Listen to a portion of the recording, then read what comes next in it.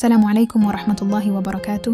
Kali ini kita masih lanjut dengan kisah sahabat Rasulullah Shallallahu Alaihi Wasallam, yakni Umar bin Khattab radhiyallahu anhu, dengan judul Karamah Umar bin Khattab ketika memperingatkan pasukan perang dari mimbar Jumat.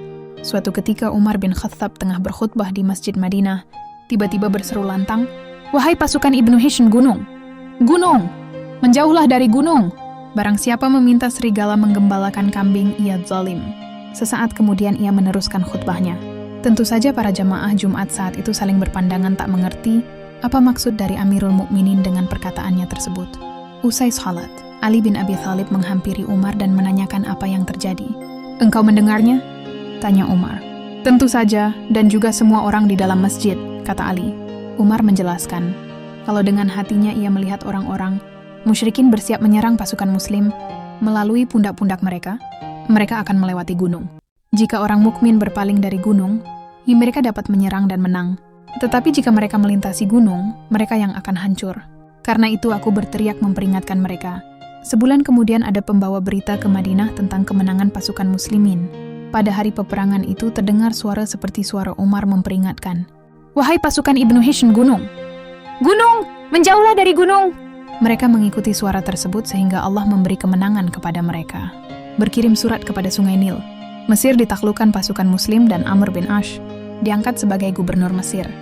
Suatu saat, ia didatangi sekelompok penduduk sekitar sungai Nil karena sungai itu sedang kering. Mereka berkata, "Wahai gubernur, saat ini Sungai Nil sedang kering. Kami biasa melakukan suatu tradisi, dan Sungai Nil itu tidak akan mengalirkan air kecuali jika kami memenuhi tradisi tersebut."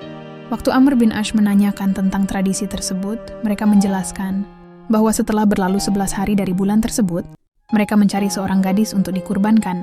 Mereka meminta kerelaan orang tuanya. Kemudian gadis ini didandani dan diberi perhiasan yang paling indah, dan akhirnya dilemparkan ke Sungai Nil sebagai persembahan. Jika semua itu dilakukan, biasanya Nil akan mengalirkan airnya lagi. Tentu saja Amr bin Ash melarang dilanjutkannya tradisi yang seperti itu, karena Islam menghancurkan tradisi-tradisi jahiliyah yang merusak. Kembalilah penduduk sekitar Nil ini ke rumahnya. Masing-masing dan sungai itu tetap dalam keadaan kering, hingga hampir saja mereka memutuskan untuk melihat keadaan yang memprihatinkan masyarakat itu. Amr bin Ash mengirim surat pada Umar bin Khattab dan menceritakan keadaan tersebut. Umar membalas surat Amr bin Ash dan membenarkan tindakan yang diambilnya untuk menghentikan tradisi kuno TSB. Selain itu, Umar juga menyelipkan suatu surat lain yang ditujukan untuk Sungai Nil. Amr diminta untuk melemparkan surat tersebut ke dalam Sungai Nil yang sedang kering.